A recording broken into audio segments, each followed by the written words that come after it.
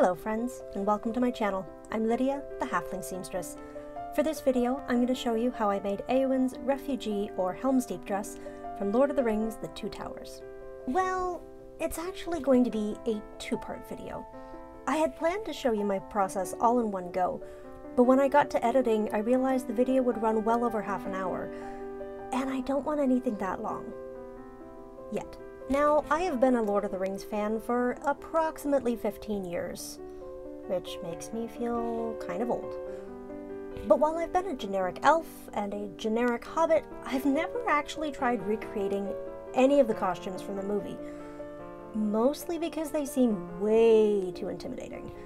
However, of all the dresses in Lord of the Rings, Eowyn's Helm's Deep dress is by far the least complex, so I decided it was a good place to start. This was a very spontaneous project that I actually made back in October. Between NaNoWriMo, Christmas, and my Foundations Revealed project, I'm just getting to edit it now. The idea came about when I was ironing and putting away some fabric I got. In fact, the only reason this project happened is because when I was folding up my fabric for storage, I happened to put one fabric on top of the other and went, hello. I hadn't planned to stack them like that. It just kind of happened. Much like this project. For my pattern, I used my measurements from a medieval shift I made recently and modified a few places to get the drape I needed. Now, like a shift, you can either cut the body all in one length or in two pieces and join them at the shoulder. I did the latter. I also cut out two gussets to allow freedom of movement under the arm.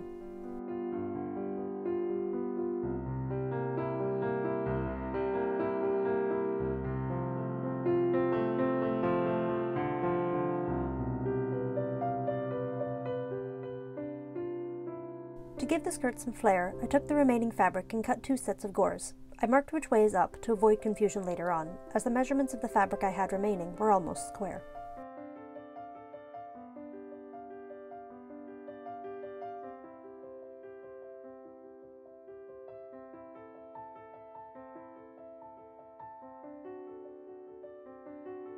Both pieces then get cut on the diagonal and will be sewn to the side seams of the body.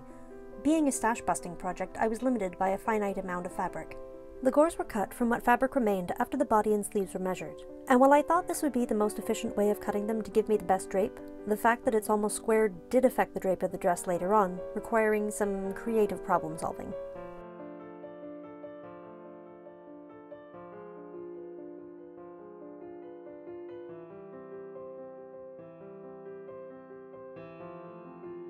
The sleeves flare ever so slightly at the wrist, so I marked an inch in at the shoulder and trimmed it on a narrow diagonal. This kept enough width at the arm side while still giving that little flare I wanted.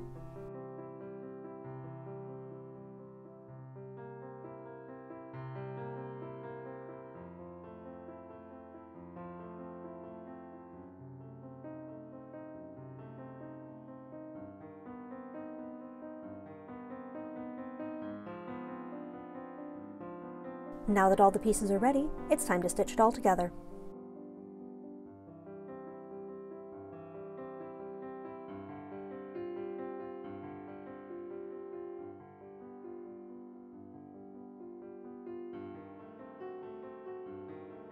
So, for some reason beyond my understanding, I didn't actually get a lot of footage of the basic construction process. Yeah. But if you would like a detailed tutorial on shift construction, I highly recommend checking out Morgan Donner's tutorial. Link will be in the description below. I used it for my first shift and for the essentials of this dress. So this is trying it on when it's all basted together.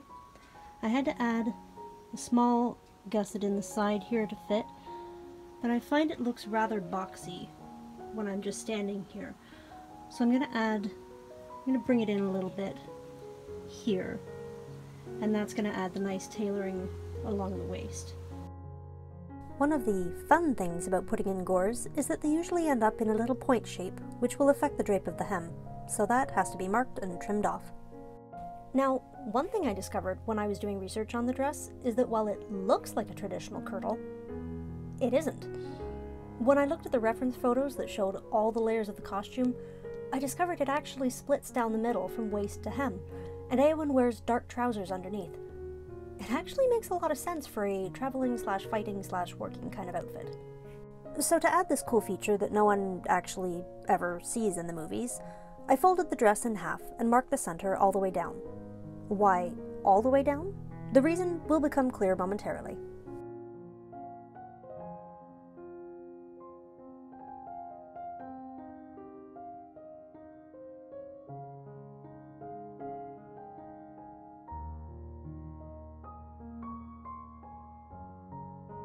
Before I cut open my dress, I wanted to make sure the neckline was where I wanted it, as it would be far easier to mark the shape if I wasn't wrangling two open front pieces. Looking at the original reference photos, it looked to me like the neckline is pretty similar to a t-shirt cut, so that's what I used as my guide. Once the neckline is good to go, it's time to take my scissors to my pretty much complete dress and cut it straight up the middle. To say this was nerve-wracking would be an understatement. Remember I said I marked it all the way down for a reason? Here's why. When it came to the closure for the dress, I actually deviated from the original costume. Believe it or not, the original actually closes in the back by zipper, hidden by Eowyn's flowing locks. I wanted to make mine more historical, plus I kind of hate putting in zippers. While scrolling through Instagram for inspiration, I saw that Adrienne from Wax Sealed Costumes made her version spiral lace up the front. I loved this idea, especially as it then looked similar to a 14th century cotardie. From the neckline to the waist, I marked every inch and will sew in eyelets a little later. Because linen has a tendency to fray, I wanted to make sure the body was hemmed before I started sewing in eyelets, so I made a narrow hem all the way around. That was one of the easiest parts of making this dress, as it ended up being one long hem from the neckline, down the front, and across the bottom.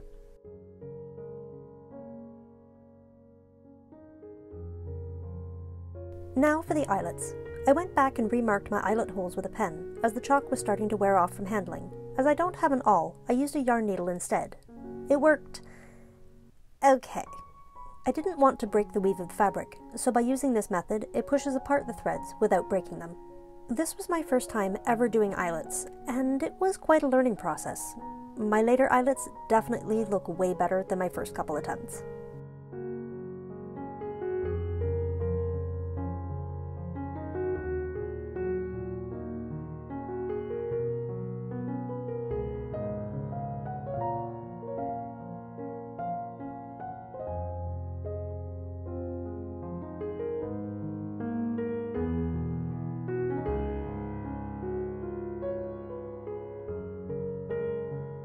One of the things I love about the Lord of the Rings costumes are their teeny tiny details, sometimes so small you don't even catch them until you look really closely. One of those details is Eowyn's sleeve embroidery. That's right, her sleeves are embroidered with gold thread. It only runs from the shoulder to mid-bicep where the laces meet, but once I saw that detail, I knew I had to include it. Now, being a small detail that blends in really well with the rest of the costume, finding high-definition images of the actual pattern is next to impossible. Add to the fact that I am not super adept at clothing embroidery, I did an approximation. I know this is not as fine-tuned as what the Weta Workshop costumers would have done, but it gets the point across. And now, it's time for the last bit of hemming, the sleeve cuffs. Because I decided to go with a front lacing method instead of a zipper in the back, I obviously need something to lace with.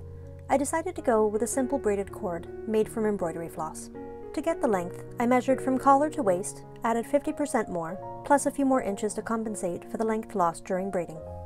I did the exact same thing for the sleeve laces, but instead measured my bicep radius, multiplied it by the amount of times I wanted to wrap around, and added a few extra inches for hanging down.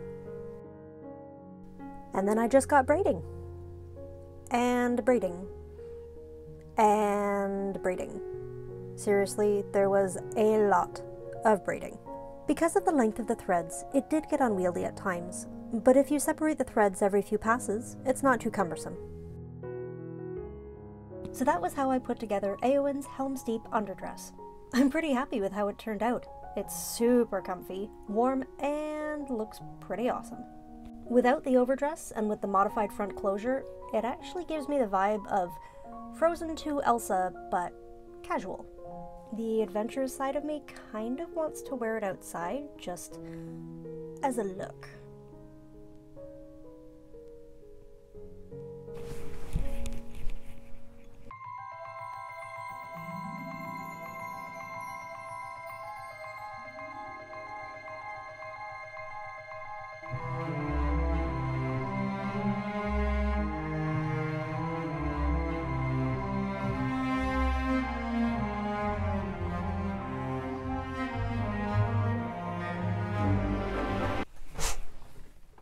pull the dress out of my closet just to go frolic in the ice and snow before it melted?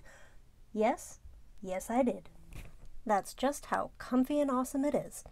When cosplayers really miss conventions, they will take any opportunity to dress up, even if it means going out in minus 13-degree weather with a wind warning. I regret nothing. Thanks for watching. If you like this video, please hit the like and subscribe buttons and stick around. Next time, I'll be showing you how I made the overdress and how the whole outfit looks together.